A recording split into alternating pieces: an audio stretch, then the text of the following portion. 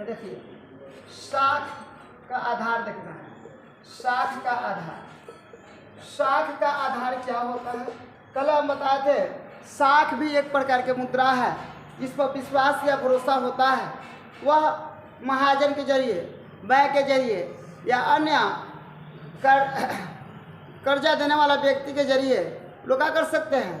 वो व्यक्ति पर विश्वास करके वह व्यक्ति क्या करता है? शाख के आधार पर उनको मुद्रा देने के काम करता है, पैसा देने का काम करता है, वस्तु देने का कार्य करता है। बताया गया है यहाँ पे कि शाख का निम्न प्रकार है। शाख का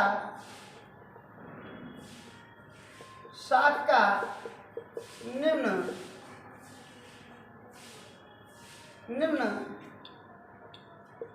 प्रकार है। शाख का क्या है? निम्न प्रकार है। अब शाख का पहला प्रकार में क्या जाता है? शाख के पहला प्रकार में क्या जाता है? विश्वास आता है। देखिए विश्वास क्या है? विश्वास का मतलब होता है कि मान के चलिए कि आप लोग क्या है, किसी दुकान पर गए हैं, बैंक के पास गए हैं, किसी क्या बोलते हैं साहूकार के यहाँ गए हैं, किसी लोन देने वाला के यहाँ गए हैं और आप उनसे क्या करते हैं? पैसा वगैरह की मांग करते हैं, उससे वस्तु वगैरह की मांग करते हैं, ठीक है ना? तो वह क्या करता है? आपको आपके विश्वास के ऊपर वो आपको देता है। वह या उनको यह पता होता है, ठीक है ना, कि हम इस व्यक्ति को देंगे तो वह मुझे लाकर दे देगा। अगर उनको इस बात का पता चल जाए कि यह व्यक्ति हमको क्या करेगा, देने के बाद ला के नहीं देगा, तो वह आपको क्या करेगा? नहीं देगा। तो यह क्या होता है? शाख एक प्रकार का विश्वास है, ठीक है ना? विश्वास के आधार पर महाजन, साहूकार, बैंक या अन्य कर्ज देने वाले व्यक्ति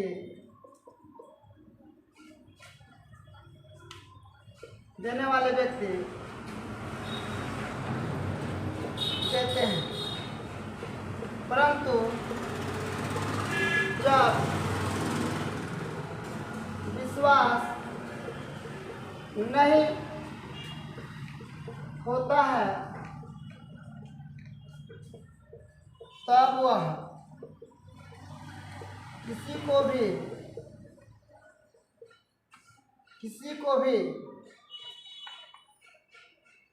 किसी भी अविश्वासी को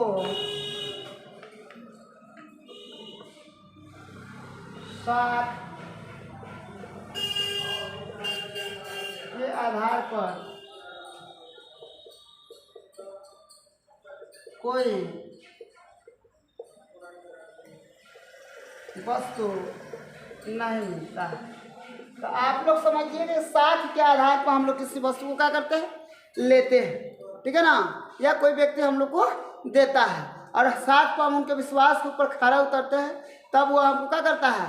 और भी आगे वस्तु सामग्री देता है, और नहीं करते तो आगे हम लोग वस्तु सामग्री क्या करता है? नहीं देता है। ये आप लोग शाख के आधार पर नोट कर लीजिए।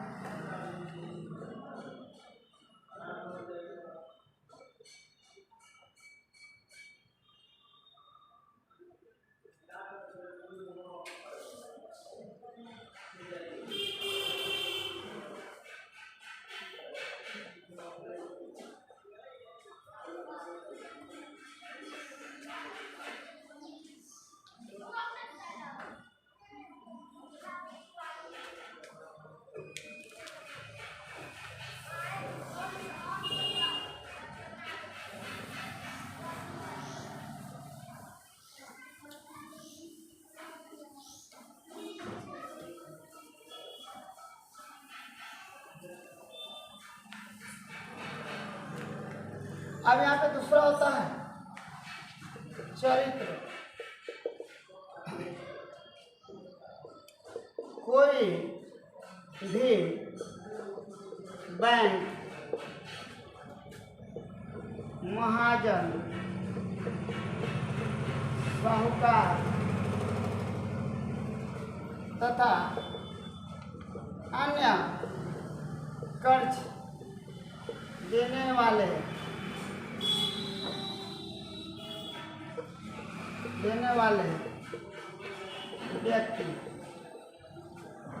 व्यक्ति किसी भी व्यक्ति को देने से पहले उसके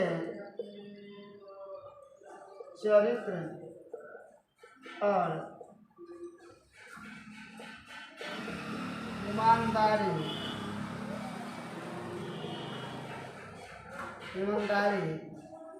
के बारे में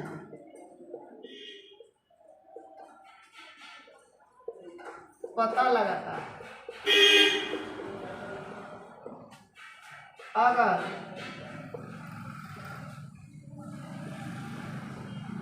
व्यक्ति ईमानदार होता है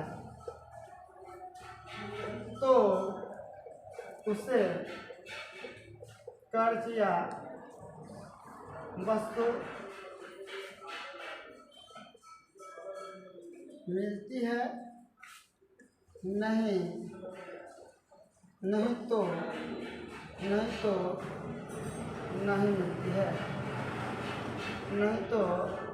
नहीं मिलती है, यानी कहने को तो होता है कि साख के निम्न प्रकार। तो अब हम लोग पढ़े थे क्या पढ़े थे? विश्वास। दूसरा काम का पढ़ रहे हैं चरित्र। अगर कोई व्यक्ति अगर आपको कोई सामान दे रहा है तो पहले आपका चरित्र के बारे में जानेगा और आपकी ईमानदारी के बारे में जानेगा। अगर वह जान जाएगा कि आपका चरित्र और ईमानदारी का है, सही है, सटीक है, तब वो आपको क्या करेगा? पैसा देगा। और जब जान जाएगा वस्तु देगा। जब जान जाएगा कि आपका कैरेक्टर सही नहीं है, आपका ईमानदारी सही नहीं है, आपका है लेन देन करने में अच्छा नहीं है, तो वह आपको सामान क्या करेगा? नहीं देगा। वो आपको सामान क्या करेगा? नहीं देगा। चलिए आप इसको नोट कर लीजिए।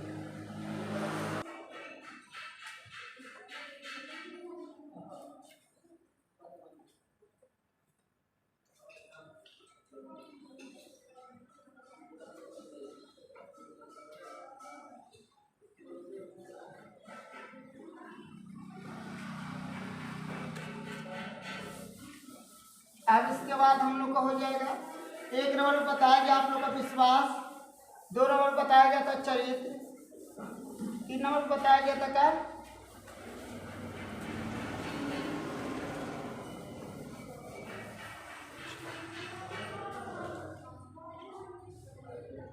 देखिए चुकाने की क्षमता। आप देखिए कोई बैंक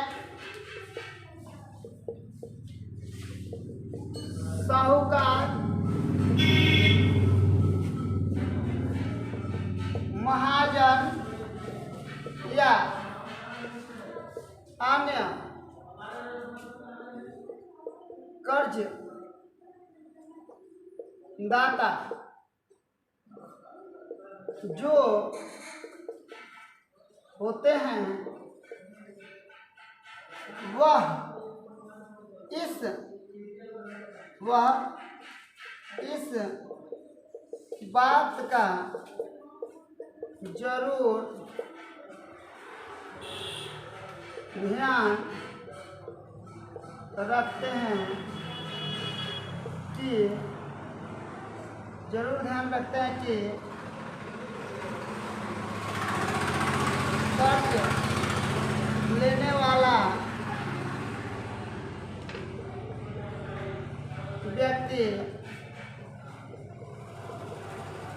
कर्ज लेने वाला व्यक्ति चुकाने की क्षमता है कि नहीं। अब आप लोग को ये चीज ध्यान रखना है, बताया गया है साख का निम्न प्रकार में एक और भी आ गया है हम लोग का 3 नंबर, चुकाने की क्षमता। क्या चुकाने की क्षमता? कोई बैंक, साहूकार, महाजन या अन्य कर्जदाता जो होते हैं वह इसी बात का जरूर कर्जदाता होते हैं, चलो ना, वह इस बात का जरूर ध्यान रखते हैं कि कर्ज लेने वाला व्यक्ति चुकाने वाले की क्षमता है या नहीं है। अगर उनके पास चुकाने वाला का क्षमता नहीं है, चुकाने की क्षमता नहीं है, तो वह कर्ज क्या करेगा? नहीं लेगा। कर्ज क्या करेगा? नहीं लेगा। अगर उनके पास चुकाने की नहीं देगा। अगर उनके पास चुकाने की क्षमता है, आप लोग जाते हैं बैंक में, तो बैंक में लोन लेने से पहले हम लोग का खेत के रसीद लगता है।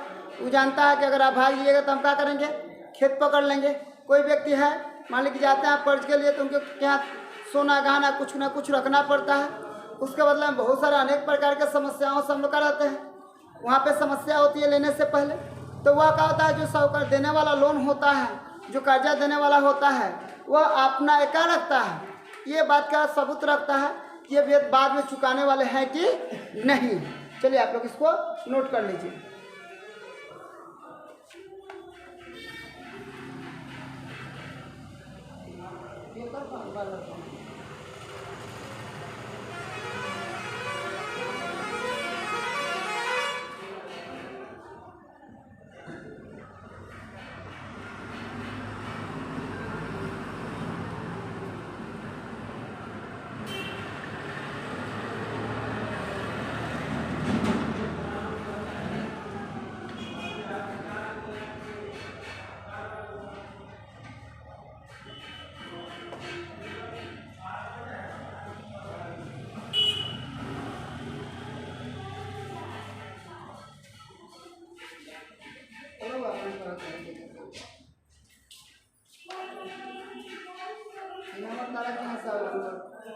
श्रीकांत के पास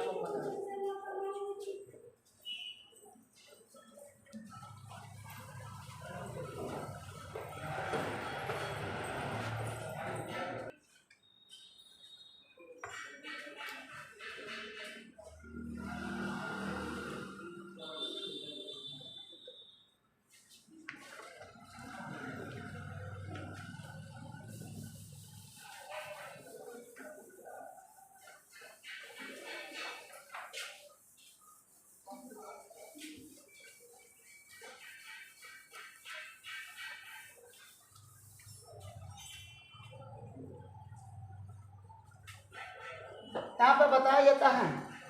अब उसके बाद बताया जाता है आप लोग को पूंजी और संपत्ति। पूंजी और संपत्ति, देखिए किसी व्यक्ति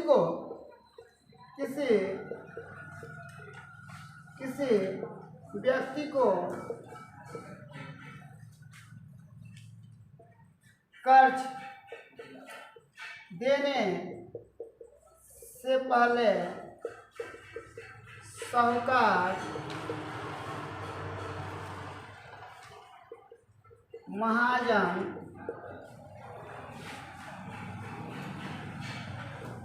बैंक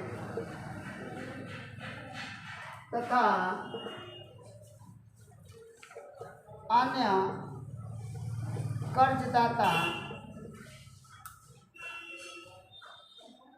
कर्जदाता दाता पहले यह पता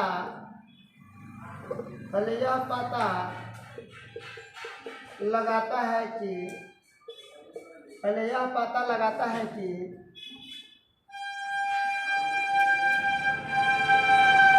कर्ज लेने वाले व्यक्ति के पास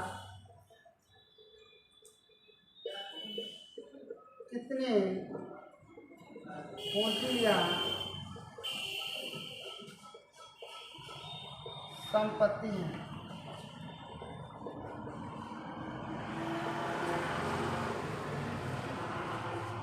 ठीक है, पूंजी या क्या है, संपत्ति है। चलिए आप लोग इसको नोट कर लीजिए।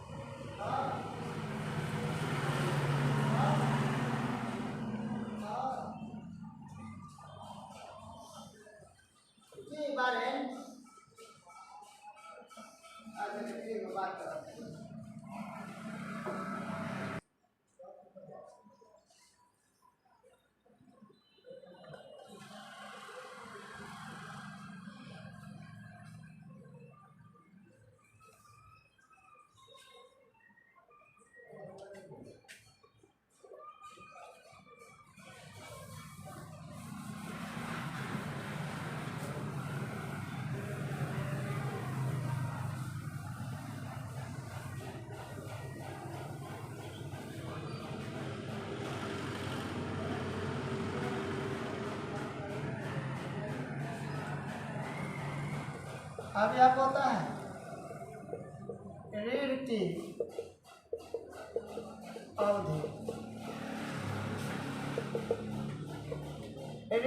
अवधि। अब आप लोग को ध्यान रखना है, कर्जदाता कर्ज देते समय एक समय की अवधि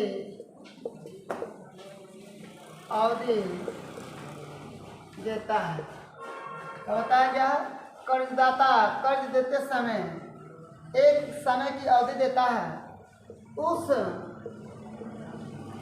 समय के अंदर में ऋण की वस्तुएं या कर्ज को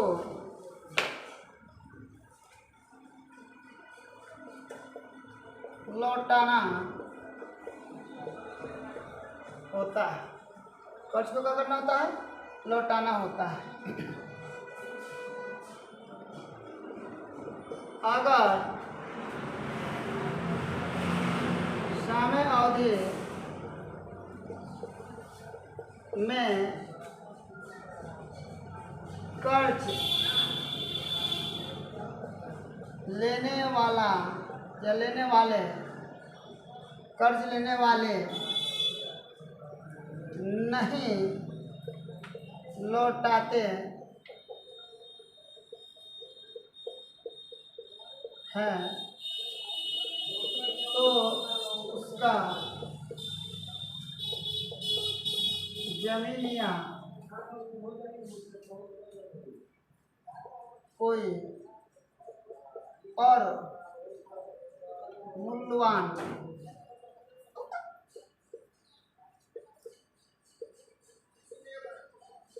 वस्तु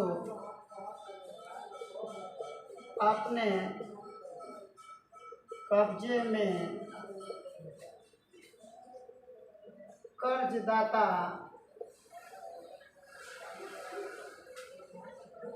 ले ले लेता है। कर्जदाता क्या करता है, यानी ऋण लेने का एक होता है, लेने देने का एक होता है, अवधि होता है, उसी के अंतराल में उसको क्या कर देना होता है, लौटा देना होता है, लेके उतना ही समय में लौटा देना होता है। अगर उस समय में हम लोग नहीं लौटाते हैं तो वो क्या करेगा, हम लोग का कोई भी जमीन या महंगी वस्तुएं वो क्या करेगा, ले लेगा और लेके क्या करेगा, अपने कब्जे में ले लेगा। जब तक हम उसको कर्जा नहीं देंगे, जब तक वो हमको क्या करेगा, नहीं देगा। चलिए आप लोग इसको नोट कर लीजिए।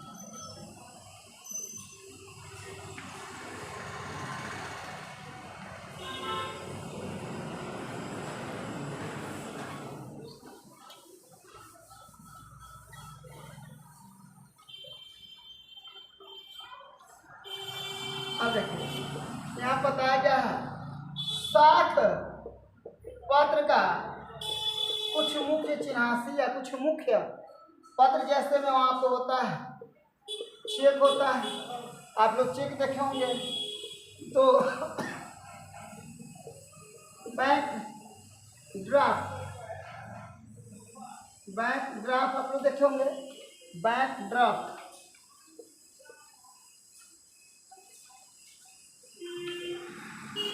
बैंक ड्राफ्ट,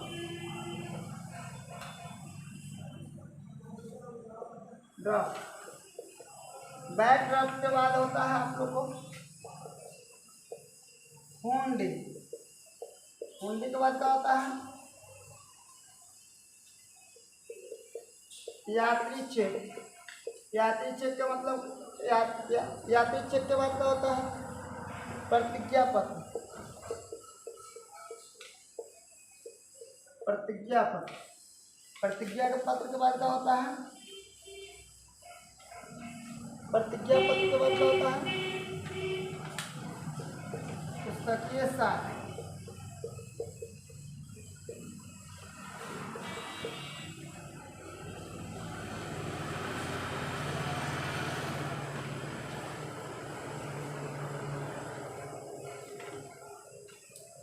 उसके बाद इत्यादि और भी होते हैं, इत्यादि यही हम लोग का होता है साख पत्र का। ये साख पत्र का क्या होता है, ये कुछ प्रूफ या मान लीजिए कागज होते हैं जिसके बारे में हम लोग जानते हैं। चलिए इसको नोट कर लीजिए।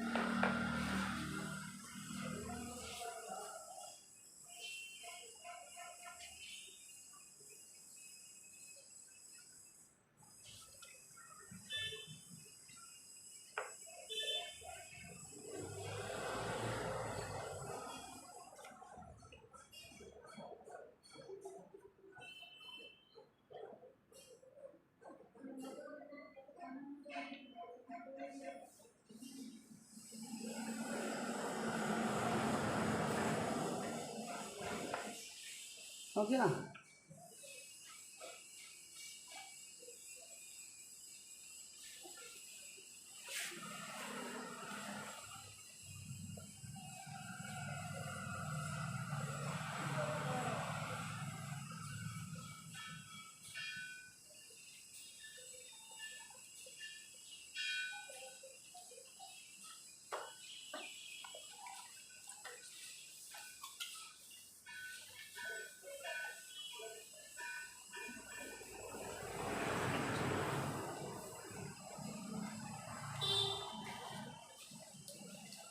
अब आप लोग को देखना है जो हम लोग ने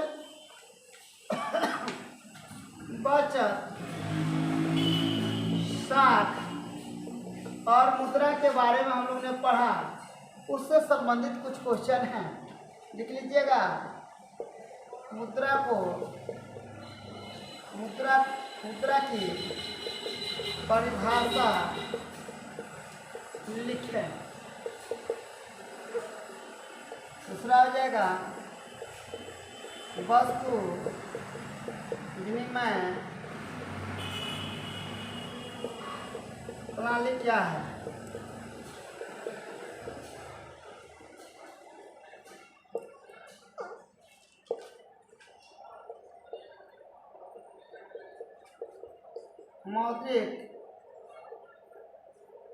मौद्रिक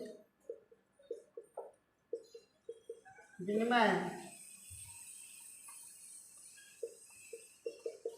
प्रणाली क्या है।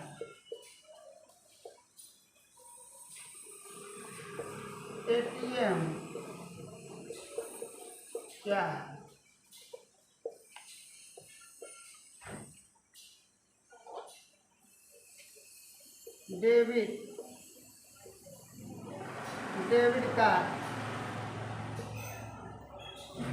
डेबिट कार्ड या क्रेडिट कार्ड होता है।